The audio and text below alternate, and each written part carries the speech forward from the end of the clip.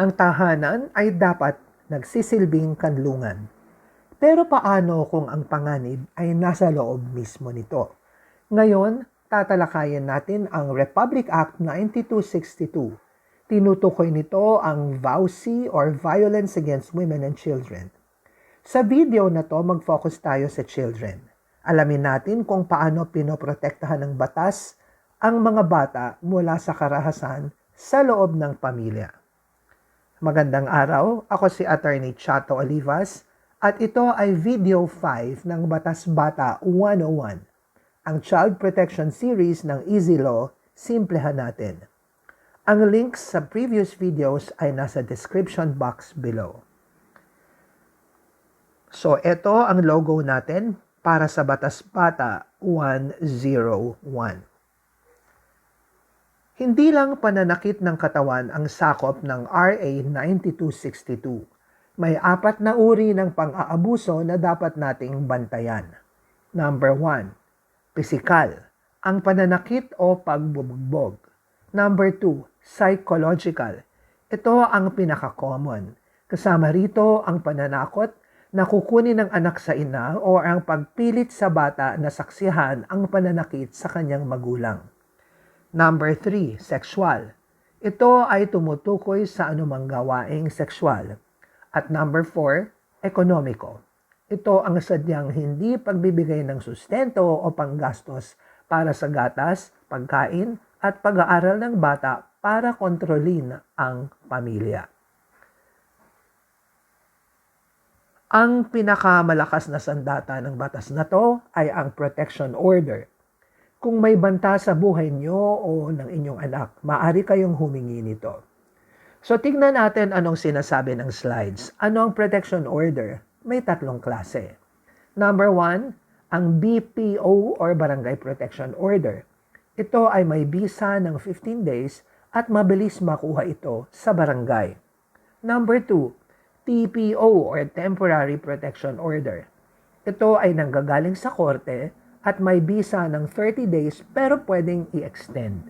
At ang pangatlo ay ang Permanent Protection Order, habang buhay na proteksyon mula sa korte. Anong ginagawa nito? Pinapaalis ang abuser sa bahay at pinagbabawalang lumapit sa biktima. Ang BPO ay makukuha agad sa barangay, hindi nyo kailangan ng abogado para dito. Ang order na ito ay mag-uutos sa nang-aabuso na lumayo sa inyo at sa inyong anak at maaari rin silang paalisin sa bahay kahit sila ang nagbabayad ng upa. Ang BPO ay makukuha kung may physical abuse na nangyayari. Ang anak mismo ay pwedeng mag-file ng kaso. Pwede rin ang ina. Minsan, natatakot ang ina na mag-file dahil sa banta ng asawa o partner. Pero alam nyo ba na hindi lang ang ina ang pwedeng mag-file ng kaso?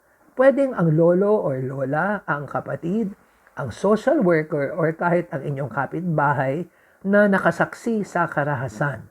Ang batas ay nagbibigay ng kapangyarihan sa komunidad na protektahan ang bata. Saan pwedeng lumapit?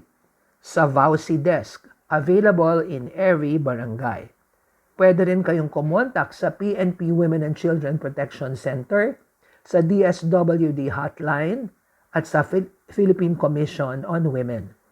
Sa bawat barangay hall sa Pilipinas, dapat mayroong VAUSI desk. Sila ang sinanay para makinig at tumulong sa inyo ng may pangunawa at confidentiality. Huwag matakot lumapit. Ang pananahimik ay hindi solusyon. Ang panghiling ng tulong ay ang unang hakbang para sa kaligtasan ng inyong pamilya. Ang pagmamahal ay hindi nananakit. Love does not hurt. Sa next episode, pag-aaralan natin ang Republic Act 9344, pag-unawa sa children in conflict with the law. Ang RA 9262 ay narito para bigyan kayo ng lakas na magsimulang muli. Maraming salamat sa pakikinig. Sa susunod, pag-uusapan natin ang batang nagkasala or children in conflict with the law. See you there. But I would like to share with you my motivation for producing videos like this, and that is in Micah chapter 6 verse 8. Do justice, love kindness, and walk humbly with God. Meron tayong mga previous videos under the series Batas Bata 101. Ang link ay nilagay ko sa description box down below. See you at the next video. God bless you.